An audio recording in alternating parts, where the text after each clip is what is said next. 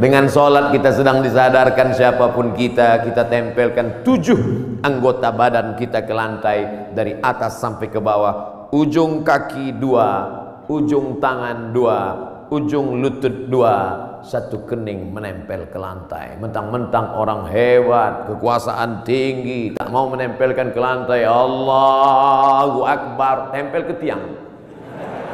Enggak sah sholat, kecuali sakit, duduk di kursi.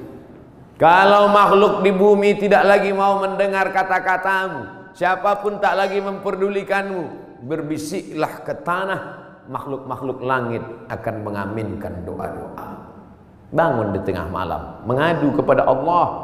Ngadunya pada Allah. Sekarang banyak orang ngadu ke Facebook. Semua diadukan di wall Facebook, Twitter. Makin dibaca komennya, makin stres, depresi, bersunyi-sunyi di tengah malam. Kalau sudah Allah berikan pertolongan, intan surullah, kalau kau tolong agama Allah, Allah yang akan menolong kamu. Lari ke atas bukit Safa, tidak ada air. Lari ke atas bukit Marwah, tidak ada air. Di mana air itu datang? Air datang bukan dari tumit Hajar yang mencari air, tapi air dari tumit Ismail yang belum pandai berjalan. Hanya bergeser saja kakinya di atas pasir, memancar air Zamzami, air berkumpullah. Cerita ini 3000 tahun yang lalu. Karena Nabi Ibrahim pindah dari Babilonia ke Palestina 1800 sebelum Masehi. Sekarang sudah 2000, lebih 3000 tahun yang lalu. 1800 tambah 2000, 3819 tahun yang lalu. Cerita tentang air memancar. Saya kira ini hanya ada dalam buku-buku, dalam Al-Quran, dalam hadis Nabi, dalam sejarah. Ternyata hari ini tentang cerita air memancar saya dengar lagi pagi ini. Yang cerita siapa? Bapak Direktur Keuangan, Ustaz Somad. Saya gali tanah untuk ngambil jeruk, keluar air. Itulah air mineral yang saya minum pagi tadi. Kenapa Allah berikan air ini? Andai tadi mereknya tidak dirubah, saya tak bisa bedakan ini air dari mana. Sama seperti yang selama ini saya minum. Dari mana air ini datang? Dari Allah. Untuk apa? Ternyata persiapan pembiayaan pondok tahfiz Al-Quran yang sudah dibina dari sekarang. Datang rasa malu saya dalam hati. Saya selama ini cuma ceramah saja. Siapa yang membantu pondok tahfiz Quran? Siapa yang membuka pendidikan Al-Quran? Siapa yang menolong anak yatim untuk sekolah bantu Quran? Itu yang akan menolong di hadapan Allah. Makanan yang kau makan akan busuk, pakaian yang kau pakai akan lapuk, yang kau sedekahkan itu yang akan menolong di hadapan Allah. Andai ada yang bertanya, berapa anak tahfiz Quran yang Ustadz tolong? Jangan tanya-tanya. Ternyata Bapak sudah buat duluan. Ini pondok tahfiznya, pembiayaannya dari mana? Allah yang memberikan. Makin kuat keyakinan saya. Lama-lama saya bingung. Saya datang kemari ini ceramah atau belajar? Ternyata ada ilmu yang ditulis di atas kertas, tapi ada ilmu yang datang dari Allah langsung real nyata. Intan surullah, kalau kau tolong agama Allah, yansurkum, Allah akan menolong kamu. Ayat itu dari kecil saya sudah hafal.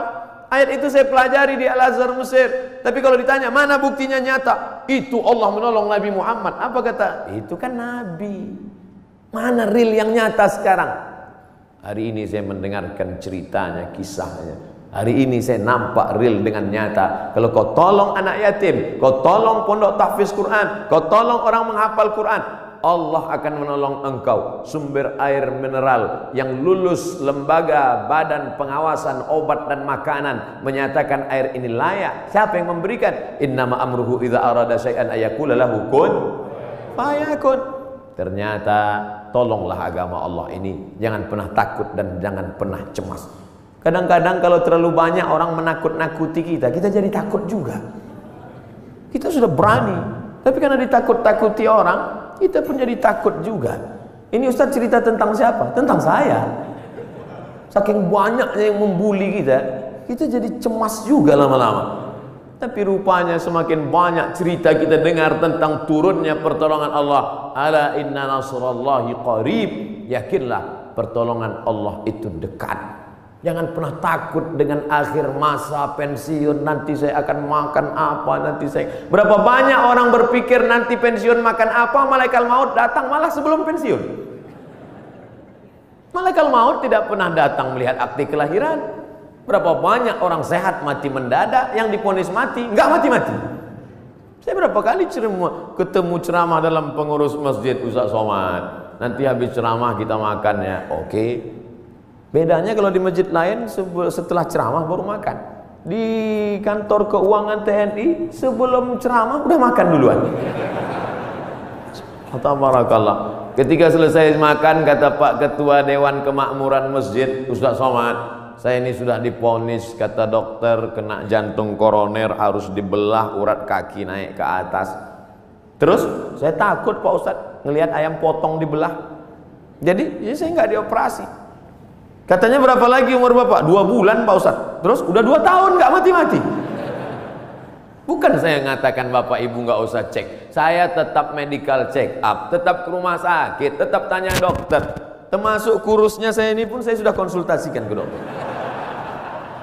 Apakah saya ini sakit Pak Dokter? Kata dokter di Batam, Ustadz Somad, Ustadz kalau mau lebih berwibawa tambah beratnya dikit. Gimana Pak Dokter? Minum susu kental manis 3 kali sehari. Pagi segelas, siang segelas, malam segelas. Sebulan akan naik sekian kilo. Oke Pak. Sebulan saya minum, timbang, tetap. Saya tanya, Pak Dokter, sudah saya minum kok nggak nambah? Kata dia, Ustadz terima aja, berarti sudah takdir Allah SWT. Yang penting saya sehat. Ini saya ceritakan supaya Bapak Ibu tidak terlalu memaksakan diet ingin seperti saya.